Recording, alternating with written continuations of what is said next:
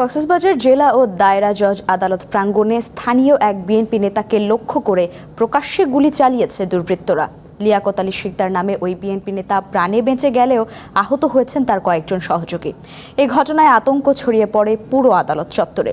দিক বিদিক ছোটাছুটি করেন আইনজীবী ও আদালতে আসা বিচার প্রার্থীরা। এখন পর্যন্ত একজনকে সন্দেহভাজন হিসেবে আটক করেছে পুলিশ, বাকিদের ধরতে অভিযান চলছে।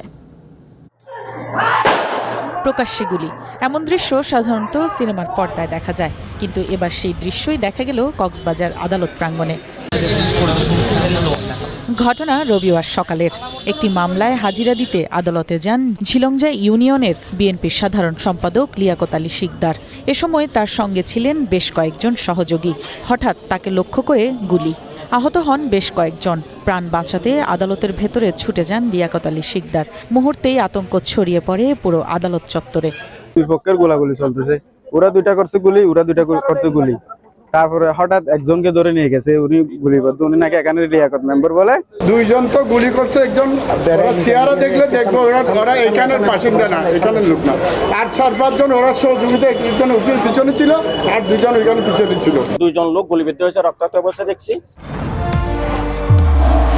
নির্মাণে নাম্বার 1 শাহ সিমেন্ট। একজন লোক দৌড়ে এখানে ভিতরে ঢুকে গেছে। ওই ভিতরে ঢুকে যে ছেলেটি খুব হালকা পাতলা ছেলে, তাকে থানায় হেঁচড়া করে গাড়িতে তুলে নিয়ে গেছে। যেখানে গাড়িতে তুলছে সেখানেও একজন তাদেরও লোক একজন গুলিবিদ্ধ, অর্থাৎ দুই পক্ষের মধ্যে গুলিবিদ্ধ হয়েছে।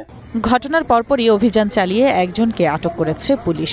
উদ্ধার করা হয় বিদেশি পিস্তল ও গুলি। পুলিশ বলছে জড়িতদের গ্রেপ্তারে অভিযান চলছে। জজকোর্টের পিছনে গেটে নিরিবিলি জায়গায় তাদেরকে পেয়ে ওই যে লিয়াকত মেম্বারকে হত্যার উদ্দেশ্যে তাকে গুলি করে জিয়াউল হক নামে একজনকে পালানোর সময় লোকজন তাকে আটক করে গণপিটুনি দিয়ে পুলিশে সোপর্দ করে। আমাদের কার্যক্রম অব্যাহত আছে, চেকপোস্ট বসানো হয়েছে। এই ব্যাপারটা আশা করি আমরা অচিরেই দুষ্কৃতিকারীদের আইনের আওতায় আনতে সম্মত হব। আদালত প্রাঙ্গণে প্রকাশ্যে গুলির ঘটনায় উদ্বেগ সৃষ্টি হয়েছে সাধারণ মানুষের মধ্যে। আদালত এলাকায় মোতায়েন করা হয়েছে অতিরিক্ত পুলিশ ও র্যাব। One national desk.